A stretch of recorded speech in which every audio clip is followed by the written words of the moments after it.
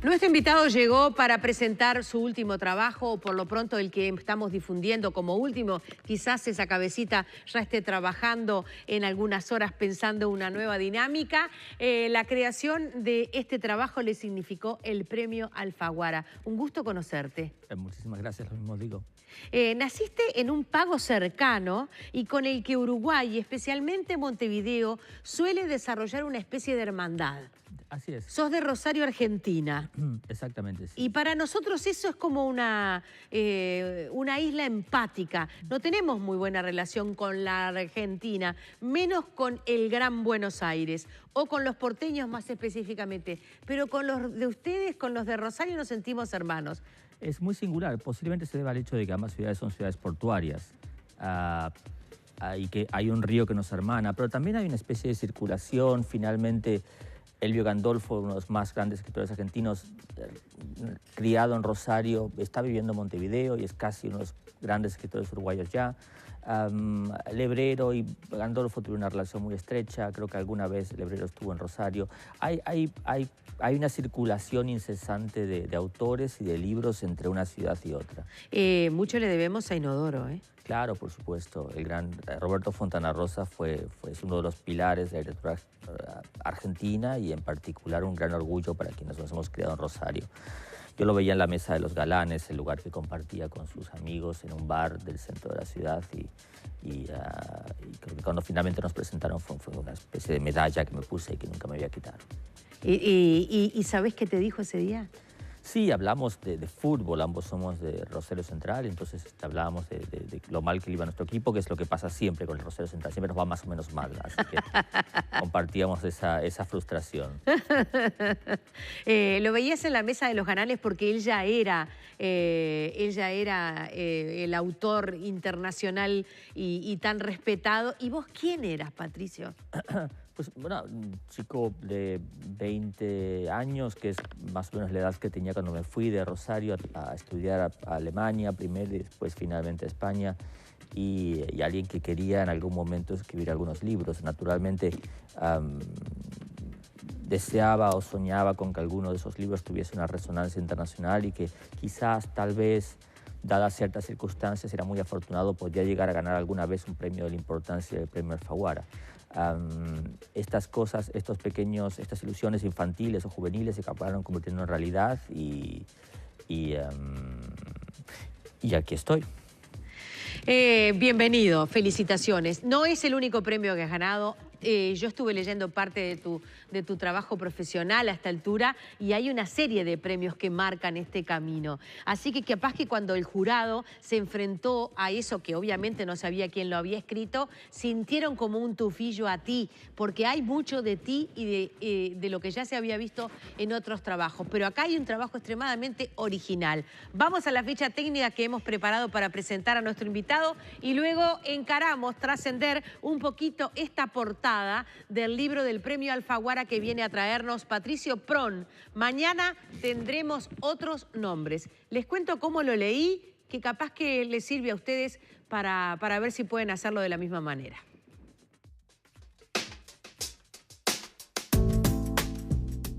El martes 9 de diciembre de 1975 nació en Rosario, Argentina, Patricio Prón.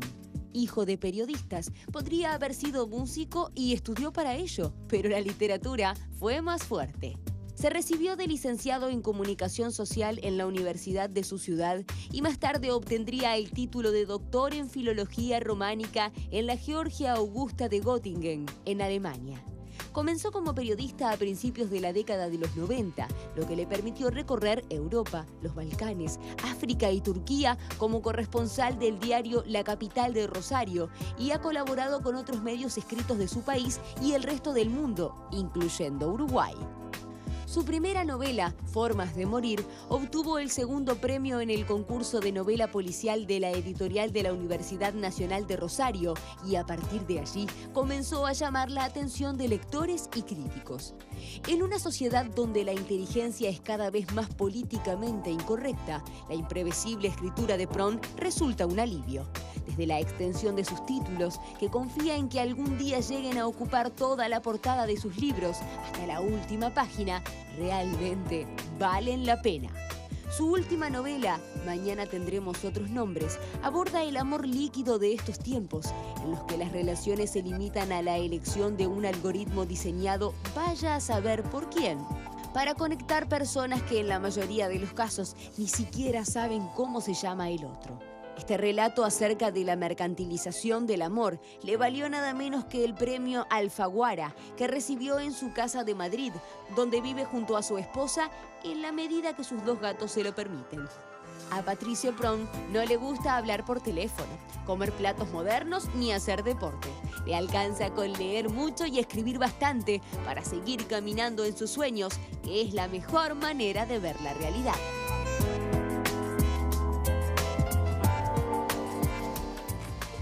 ¿Algo para corregir? Nada, en absoluto. Bien. Yo empecé a regañadientes a leer el libro. Porque dije, otro libro sobre ruptura de parejas. A esta altura de mi vida, con poco tiempo de vida que me queda para leer todo lo interesante que hay, ¿valdrá la pena? Bueno, vamos a darle un crédito. Es un premio Alfaguara.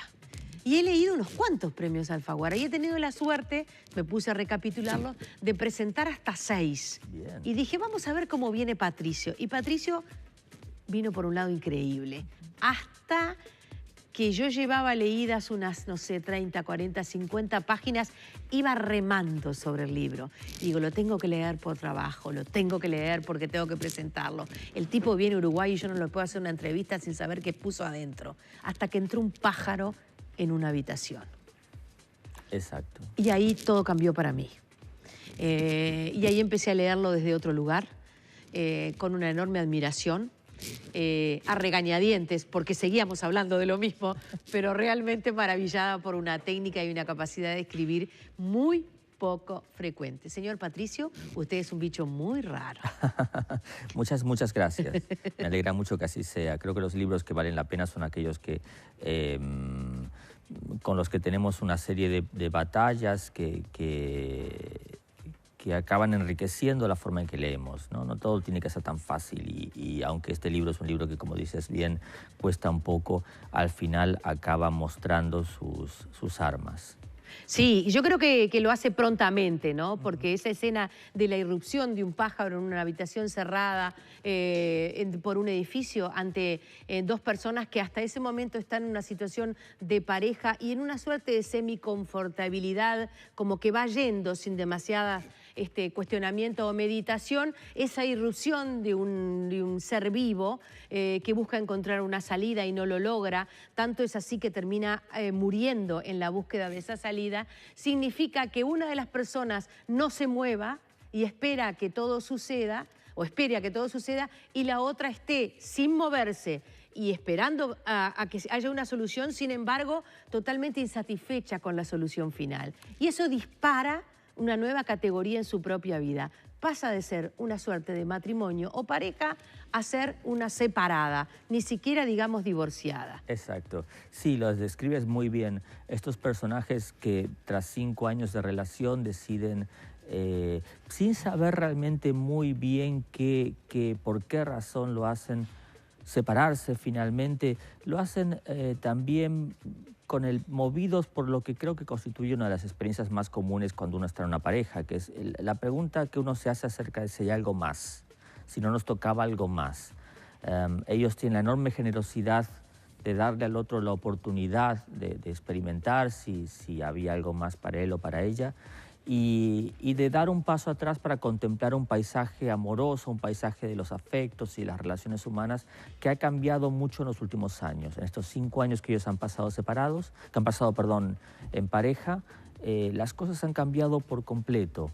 Y es el enfrentamiento con esta nueva realidad la que convierte la que sería una historia de amor más en una historia de amor contemporánea que aborda estas muchas formas en las que todos nosotros estamos manejando nuestros afectos, nuestros sentimientos y también presentándonos, contando quiénes somos a través de redes sociales, de aplicaciones, esta vida virtual tan grande que todos tenemos más o menos y que no sabemos muy bien cómo definir si es virtual, si es real, produce efectos en la vida real y no sabemos muy bien qué hacer con ella. Estas son las preguntas que se hacen los personajes, son las preguntas que nos hacemos todos nosotros, y la única diferencia entre los personajes y nosotros es que ellos se detienen a pensar sobre eso. Sí, y toman acciones sobre eso, ¿verdad? Sí, sí. La verdad es que es muy posible que haya mucha gente que nos esté viendo y diga, pero yo no estoy en esa novela. Yo nunca entraría a Tinder a buscar ninguna pareja. Eso no es para mí. Pero quizás esa persona pueda llegar a haber tenido una etapa de su vida en la que recortaba figuras de portadas de revistas de actores internacionales de películas y llegaba a tener una fantasía de que si lo conocía podía llegar a tener un vínculo afectivo con él. Digo porque habrá quien diga, ese no es mi mundo, pero no sé si está tan lejos de ese mundo, en tanto el bicho humano ha sido como maleable a buscar, y ahora lo tiene gracias a la tecnología, una suerte de mecanismo de escape para su propia fantasía. Claro, creo que la fantasía ha constituido parte importante históricamente de la forma en que miramos a los demás y nos vemos a nosotros mismos. Quizás, como dices bien, no haya tanta diferencia entre recortar fotos en periódicos de Sandro y pegarlas en las carpetas escolares o tener los pósters en la pared, y esto que hacemos ahora de guardar fotos en los teléfonos y todo eso. Efectivamente, como dices bien, quizás no haya tanta diferencia. Aunque desde luego hay mucha gente a la cual este mundo le parece, el mundo de los afectos y las transformaciones que se han producido les parecen un poco novedosas y que no los afectan. El caso es que aunque no los afecten personalmente, sí afectan el mundo que los rodea. En ese sentido los afectan de una forma quizás indirecta, pero muy, muy importante. Nuestros propios afectos la forma en que pensamos en el amor y las relaciones amorosas están también condicionados por la forma en que los piensan los otros. Y en ese sentido es evidente que cuantas más personas están pensando en la posibilidad de parejas distintas a como las había habitualmente, nuevas formas de relación, matrimonios que no tienen como finalidad última tener niños y otros que sí los tienen, en la medida en que se manifiestan todas estas diferencias, nuestro mundo se vuelve un mundo más rico, pero también un mundo algo más complejo. Y lo que pretende esta novela es narrar esa complejidad de una forma que no sea compleja y ofrecer una pequeña ventana desde la cual los lectores puedan ver este mundo que está cambiando tan rápidamente. Es pequeña la vista del parque de la ventana del primer apartamento. Así parece ser pequeña la ventana que propone Patricio Prón, pero de cualquier manera la ventana está allí. Y de hecho, una actitud que comparten al principio y más adelante, no voy a decir si es el final, esta suerte de matrimonio en cuestión es la de sentarse frente a la ventana. Sí. Poner sillas para sentarse a leer, sentarse a recibir el sol o hasta pararse para poder ver el afuera en ese trocito de parque que hay sobre las azoteas. ¿Dónde vives en Madrid? ¿En el corazón o en la periferia? En el centro, en el barrio de Malasaña, que es un barrio que está cambiando mucho, como todos los barrios del centro de las ciudades importantes. Ahí viven los personajes. Exacto. Cuando empieza la novela, en Malasaña. Y tú de alguna manera hablas de ese barrio y al final, en algún momento, reivindicas que quienes viven ahí, a contrapelo de lo que dicen los amigos que viven en la periferia y dicen que criar hijos es más fácil, los están obligando, sin embargo, a horas de metro, a trasiegos en rompoints o en carreteras complicadas, que hay que tener las agallas, eso lo pongo yo, de vivir en el centro de Madrid. Bueno, desde luego hay para los personajes, al igual que para algunas de las personas que vivimos en el centro de la ciudad, una decisión de no dejar que el centro de la ciudad se convierta simplemente en el decorado a través del cual recorren la ciudad unos turistas que no saben muy bien qué están haciendo allí, por qué están allí. Quizás esta experiencia se perciba también, o este tipo de turismo se perciba también en algunos barrios de Montevideo. Desde luego en Buenos Aires, cuando uno va a La Boca o va a barrios así, lo que ve sí, no es la realidad. O hasta Palermo, ¿verdad? Exacto, ya no es Buenos Aires, sino más bien una especie de imitación. Y creo que lo que los personajes hacen es decir, no, momento, las ciudades son para ser vividas, no son un mero decorado. Vamos a hacer la ciudad nuestra, con las dificultades del caso, vamos a tener un proyecto de vida y y lo vamos a sostener en una ciudad que consideramos que es nuestra. Madrid aparece como una ciudad muy cosmopolita, en su etnia, en la población, en tu novela, pero también en sus hábitos. Está como viviendo esta ebullición. Hay personajes que han sido hijos de familias diezmadas, en situaciones que pasaron antes de ayer, en el tiempo histórico. Aparecen unos señores polacos que no tienen un solo pelo en su rostro, convertidos en changadores de mudanzas. Los propios personajes son hijos de padres que de alguna manera los quieren, pero a la vez tienen una suerte de brecha generacional que significa los contemplo, pero no los entiendo. Lo mismo diría yo de un guricito que nació en Rosario y que ahora vive en el corazón de Madrid y estudió filología románica en una universidad alemana. Sí, creo que mi trayectoria es también un poco heterodoxa. Ahora bien, creo que algunos disfrutamos mucho de esa incertidumbre que proviene del hecho de no estar en el lugar donde te has criado, de no conocer los códigos culturales. La mayor parte del tiempo, la vida de alguien como yo en Madrid está atravesada por preguntas del tipo de ¿cómo se llama esto? ¿O esto que estoy comiendo es de aquí? ¿O es una adaptación de algo que han traído de México? ¿O es tal vez un intento de remedar, de imitar el asado rioplatense que no ha salido bien porque la carne es distinta? Claro. Esas cosas que a mucha gente le parecen inquietantes o que propician cierta nostalgia, a algunos de nosotros nos parecen una ventaja porque nos permiten ver el mundo con ojos renovados. Y justamente ver el mundo con ojos renovados es una cosa muy literaria, es lo que proponen los buenos libros y es lo que yo he tratado que los personajes hagan en la forma en que miran la ciudad en esta novela. Es una historia que transcurre en Madrid, podría transcurrir en cualquier otra ciudad, cualquier otra metrópoli. Metrópolis tenía que ser. Sí, y lo que caracteriza, diría yo, a la experiencia de los personajes es que ellos se detienen a pensar en ello, hablan mucho acerca de ello, tratan de establecer una especie de acuerdo, de dirimir cuestiones tan importantes como amamos, cómo hemos amado y cómo deseamos amar y ser amados en un futuro que es ya puro presente. Tres cosas rápidamente porque tenemos que cerrar. ¿Cuándo entregaste la novela? Porque hay hechos que pasan que son de una extrema actualidad. Terminé de escribir el libro un día antes del plazo de entrega del premio Alfaguara. O sea que no corregiste nada. Espero que no se note. No, ya está, ya te lo dieron el premio. Pero corregí muy poco. Corrijo muy poco en general. Bien. ¿Cuándo cerraba el plazo? Creo que era no recuerdo bien, pero el 1 de noviembre, me parece. Claro, sí, está calentito todavía. En la presentación decíamos que vives con tu esposa y con 2 gatos. Sí. ¿No tienes hijos? No. Obviamente hay ahí una provocación desde el libro. Hay un intento desde el libro de comprender por qué algunas personas decidimos no tener hijos. Bien. Y no nos molesta que otros los tengan, porque la generación anterior planteaba la cuestión de la paternidad como un sí o un no. Y nosotros decimos, me parece que la generación mía dice, algunas veces sí, otras veces no, veamos cómo las personas arman sus vidas. Sin embargo, hay una suerte de instinto de cavernícola en él. Hay un deseo un poco biológico de decir, no sé qué me pasa, pero amo a los niños. Creo que los mandamientos que presiden la vida de los hombres y de las mujeres afortunadamente están cambiando mucho en esta época. Y algunos de los hombres nos identificamos muy plenamente con un instinto que algunos consideran que es maternal.